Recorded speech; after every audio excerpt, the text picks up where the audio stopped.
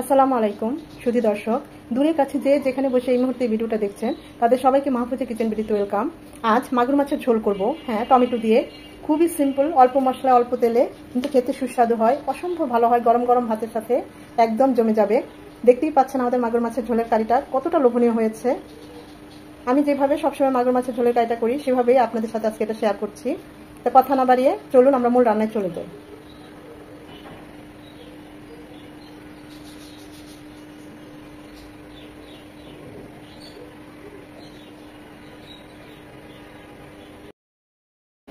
মাগুর মাছের ঝোল করব টমেটো দিয়ে। আমি তো মাগুর মাছগুলোকে একটু বটিতে আঁচড়ে নিয়েছি। সচরাচর মাগুর মাছ আঁচড়ে না নিলেও চলে, শিং মাছটা ঘষে নিতে হয়, তো ওই যে অভ্যাস, তাই একটু আঁচড়ে নিয়েছি, যেহেতু কাশের মাছ। তো এগুলো এখন রেগুলার কাট করে কেটে নেব। আমরা তো এগুলোকে মাগুর মাছই বলি, এক এক অঞ্চলে হয়তো এক এক অন্যান্য কিছু বলে। এগুলো রেগুলার কাট করে কেটে ভালোভাবে 3 থেকে 4 বার ধুয়ে নিয়েছি। লবণ দিয়েও মেখে একবার কচলিয়ে তারপর আবার ধুয়েছি, কারণ এটা পিচ্ছিল টাইপের। এখন এখানে আরেকটু দেবো সামান্য লবণ আর লেবু, 2 পিস লেবু দিলাম, যেহেতু আমার লেবুর পিসগুলো ছোট, বড় হলে 1 পিসই যথেষ্ট। এগুলো দিয়ে একটু মাখিয়ে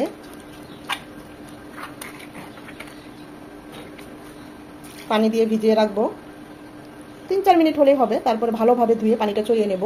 এতে হবে কি, মাছের র ফ্লেভারটা করবেন, আর মাছ থেকে যে ভিতরে যে ব্লাড থাকে সেটাও বের হয়ে যাবে, ময়লাটা পানিটা দেখবেন, আর খুব সুন্দর একটা ফ্লেভার আসবে। যেহেতু নদীর মাছ না, চাষের মাছ, আমি এভাবেই ধুয়ে নেই।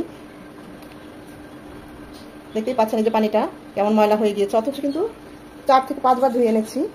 4 থেকে 5 মিনিট এটা রেখে আবার ভালোভাবে ধুয়ে পানিটা ছড়িয়ে নেব। মাছগুলো ভালোভাবে ধুয়ে পানিটা ছড়িয়ে নিয়েছি। সামান্য লবণ হলুদের গুঁড়ো নিয়েছি 1/2 চামচ, দিয়ে দিচ্ছি লবণ, আর 1 পিস লেবুর রস। আমি সবসময় মাছ এভাবেই ধুয়ে এভাবেই মেখে নেই। হাতের কাছে সময় থাকলে লেবু পানি, লবণ লেবু পানিটা দিয়ে 4-5 মিনিট ভিজিয়ে রাখবেন। সময় না থাকলে ভালোভাবে কচলিয়ে ধুয়ে নিলেই হবে। এটা রেস্টে রাখা লাগবে না। আমি এখন চুলায় চলে যাব।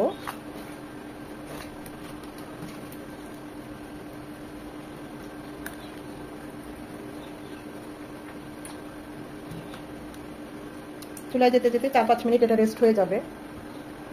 মাছগুলো ভাজার জন্য প্যানে দিয়ে দিচ্ছি সয়াবিন তেল। তেলটা গরম হয়ে এসেছে।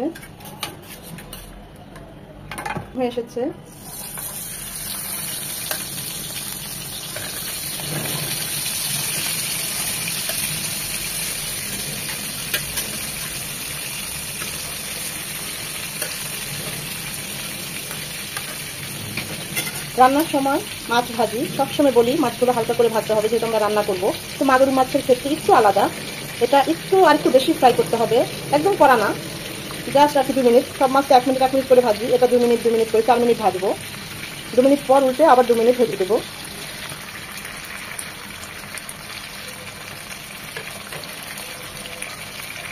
আমি তো বটিতে একটু মাগুর মাছগুলো আঁচড়ে নিয়েছি। আপনারা না আঁচড়ালেও চলবে, কারণ মাগুর মাছ না আঁচড়েও খাওয়া যায়।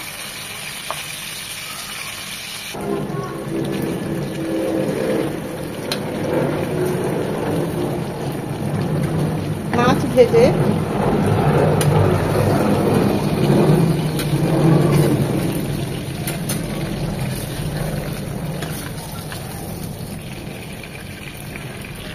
যখন উঠাবেন তখন এরকম একটা চামচ ইউজ করবেন, কারণ চটি দিয়ে কিন্তু মাছ গড়িয়ে যায়, তখন আর ওঠে না।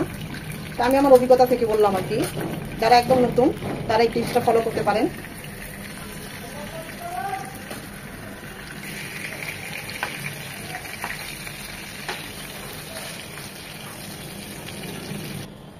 মাগুর মাছের ঝোলটা করার জন্য কড়াই দিয়ে দিচ্ছি 3 চামচ সয়াবিন তেল, একটা পেঁয়াজ কুচিটা নরম হয়ে এসেছে, লাল লাল হয়ে এসেছে। এই পর্যায়ে দিয়ে দিব 1 চামচ আদা রসুন, এখানে 1/2 চামচ আদা 1/2 চামচ রসুন। এটাকে 1 মিনিট ভেজে নেব, যেন আদার ঝাঁঝালো গন্ধটা চলে যায়। আদাটাকে 1 মিনিট ভেজে নেওয়ার পর 1 চামচ হলুদ গুঁড়ো, 1/2 চামচ মরিচ গুঁড়ো, 1/2 চামচ ভাজা জিরে গুঁড়ো, আর 1/2 চামচ কাঁচামরিচ বাটা।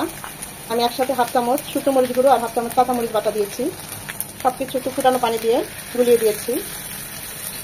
ঝালটা যে যেমন পছন্দ করেন ওই অনুযায়ী দিবেন, চাইলে পুরোটা 1 চামচ শুকনো মরিচ গুঁড়োই দিতে পারেন, তবে কাঁচামরিচের ফ্লেভারটা এবং টেস্ট খুব ভালো আসে।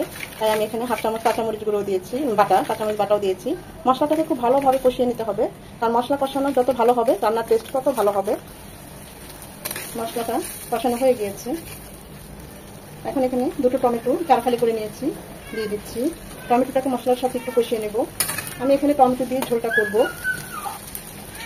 আপনারা যারা আলু পছন্দ করেন, যদি আলু দিতে চান, ওই যে মাছটা ভেজেছি, ওই ভাজার পর আলুটাও এরকম 4 টুকরো করে লম্বালম্বি করে 2-3 মিনিট আলুটা ভেজে নিয়ে তারপরে এই মশলার সাথে কষিয়ে নেবেন, টমেটোর মশলার সাথে। আজকে আমি আর আলু দিলাম না, এটা কষবে 3 থেকে 4 মিনিট।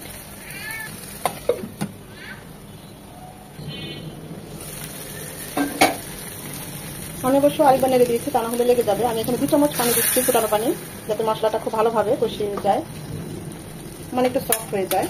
তবে একদম সফট করবো না, এটা একটু আস্তে আস্তে রাখবো, তাই একটু মোটা মোটা করেই কেটেছি টমেটোগুলো।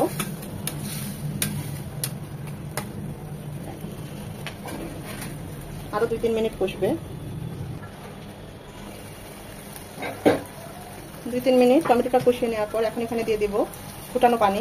যেহেতু আমি ঝোল ঝোল করবো, তাই ওই অনুযায়ী পানিটা দিচ্ছি। আপনারা যদি ভুনা রাখতে চান বা অল্প ঝোল রাখতে চান, ওই অনুযায়ী পানিটা দিবেন। আমি এখানে 1.5 কাপ ফুটানো পানি দিলাম। এটা ভালোভাবে ফুটে আসা পর্যন্ত অপেক্ষা করব। এখন দিয়ে দেব ভেজে রাখা মাছগুলো।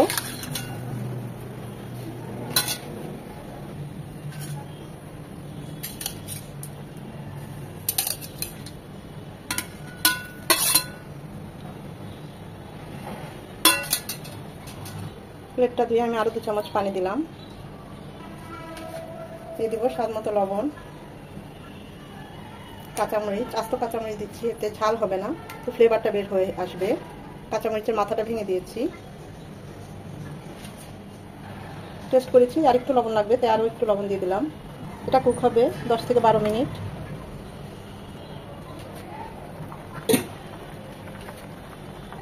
টেস্ট করেছি, সব ঠিক আছে, মাশাআল্লাহ, অনেক মজা হয়েছে। ঝোলের মধ্যে মাগুর মাছগুলো ডুবে আছে, তাই আর উল্টানোর প্রয়োজন নেই। আর একটু ঝোলটা টানিয়ে নেব 3 থেকে 4 মিনিট। এর আগে দিয়ে দিচ্ছি আরো হাফ চামচ ভাজা জিরে গুঁড়ো। এটা অবশ্যই দিবেন, এতে রান্নার টেস্ট অনেক গুণ বাড়িয়ে দেয়। দিয়ে 3-4 মিনিট ঢাকা দিয়ে রাখবো, যেন জিরার ফ্লেভারটা আমাদের মাগুর মাছের ঝোলে ঢুকে যায়।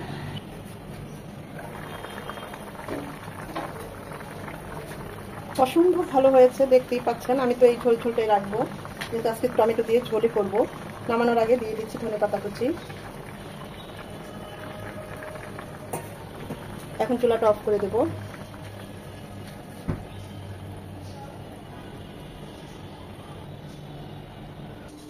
এই টমেটোগুলো এরকম একটু আস্তে আস্তে থাকবে। মাশাআল্লাহ, আমাদের ঝোলের কালারটা কত সুন্দর এসেছে দেখুন।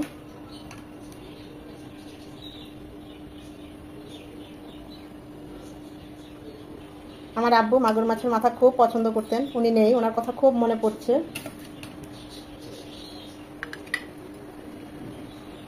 একদম অল্প মশলায় অল্প তেলে মাগুর মাছের ঝোল আমাদের তো একদম রেডি। গরম গরম ভাতের সাথে অসম্ভব ভালো লাগে। রান্নাটা যদিও খুবই সিম্পল, খুবই সাধারণ, খেতে সত্যি বলছি খুব ভালো হয়। যারা একদম নতুন, এখন এভাবে ট্রাই করেন নাই, এভাবে মাগুর মাছের ঝোলটা করবেন, দেখবেন খুবই ভালো লাগে। তার সাথে সালাদ করেছি একদম টাটকা সবুজ সতেজ মূলা শাক, একদম ভাজা ভাজা করে একটু ঝাল ঝাল করে করেছি। অসম্ভব মজা হয়েছে মূলা শাকটাও। এখন তো বাজারে সব সবজি নতুন, যেটা করি সেটাই ভালো লাগে।